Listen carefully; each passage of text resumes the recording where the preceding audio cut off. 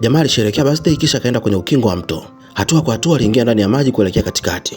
Wakati huo msichana ambaye alikuwa amepanga kujiua pamoja bado alikuwa amelala. Aliamshwa na joto kisha akagundua kwa mshikaji hayupo na alikimbia mtoni kwenda kumtafuta. Alipokiona kiatu chake pembeni ya maji, moyo wake ulivunjika kabisa. Alivua nguo zake na kuingia ndani ya maji. Licha ya kumtafuta kila mahali hakumuona bado.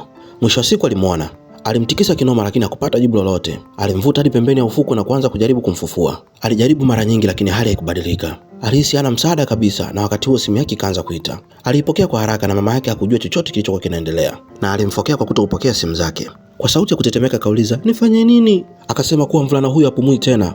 Mwanzo mama yake alijua anatania na akamuuliza yuko wapi. Msichana akasema kijana ambaye tuliahidiana tufe pamoja amezama kwenye maji.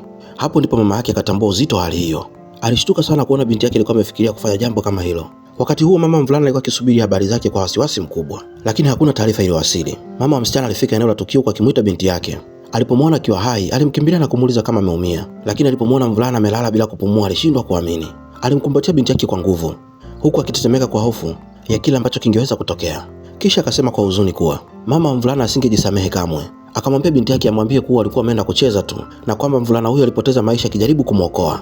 Mama aliamini kuwa simulizi hiyo ingekuwa rahisi zaidi kwa mama wa mvulana kuikubali, kwa sababu kama akijua mwanae alikata tamaa ya maisha asingewahi kujisamehe. Kisha akamwambia binti yake awapigie simu polisi. Simu ya mama wa mvulana ikaita. Kwa matumaini aliangalia skrini, aliona mwanae anampigia, lakini haikuwa hivyo. Alipokea simu hiyo, aliambiwa kuhusu ajali na aliomba afike kutambua maiti. Kwa wakati huo mama alihisi roho yake imetoka mwilini. Hakuweza kukubali ukweli huo. Nyumbani baba akaona vidonge na kuuliza vilikuwa vya nini.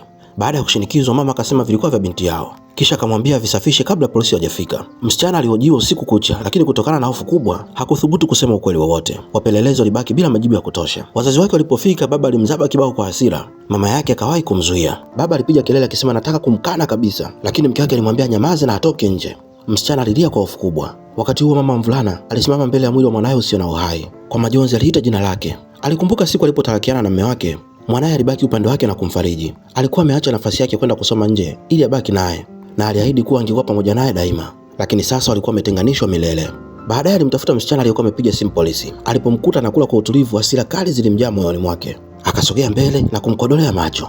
Akapiga meza kwa nguvu, chakula kikamwagika kila mahali. Kwa sauti ya hasira akauliza, "Unawezaje kula baada ya yote haya kutokea?" Mama wa msichana alipiga magoti na kuomba msamaha. Msichana alilia bila kujizuia. Alipotazama picha zilizokuwa kwenye faili la ushahidi, aliona saa ya mwanawe, zawadi aliyompatia yeye mwenyewe. Pia aliona viatu ambavyo kaka yake alikuwa amemnunulia. Kadri alivyozidi kufikiria, ndivyo alivyozidi kuwa na uhakika kwamba msichana alikuwa akificha jambo muhimu kuhusu kilichotokea siku hiyo. 1 2 3 go. Tuendelee ama tusiendelee? Tuendelee ama tusiendelee? Tusiendelee. Ulikuwa nami kaka Chotara. Bye.